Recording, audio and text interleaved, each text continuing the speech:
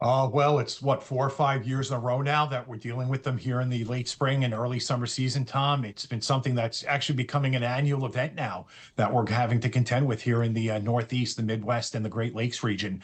This morning, satellite photos more or less showing quite a bit of cloudiness in the Great Lakes, so we're having trouble seeing the smoke. But as you look across portions of the Northeast, you can see that the worst of it is actually shifted offshore.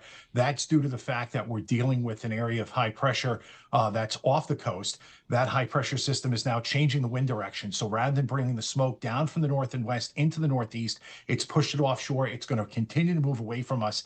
As you can see, that cold front stretching from just outside north of Memphis on up through the eastern Great Lakes, works its way east. And then we've got low pressure coming up along the Carolina coast.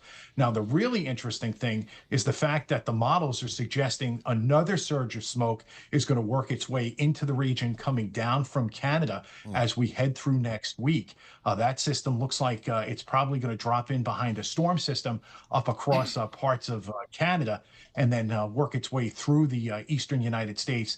As I work my way looking at, you can see we've got two bands of smoke, one which is thinning over the northeastern part of the country. Right. But if you look, mentioned Right. Manitoba, that's where it's originating across southern Canada.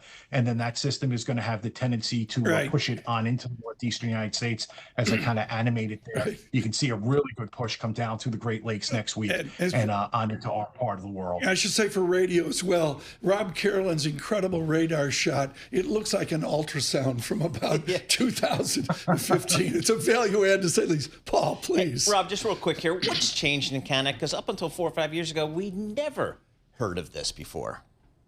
No, and it's two things that are going on, Paul. The first of which is, as we've gone out the last decade or so, it's becoming drier in the spring across central Canada due to changes in the jet stream.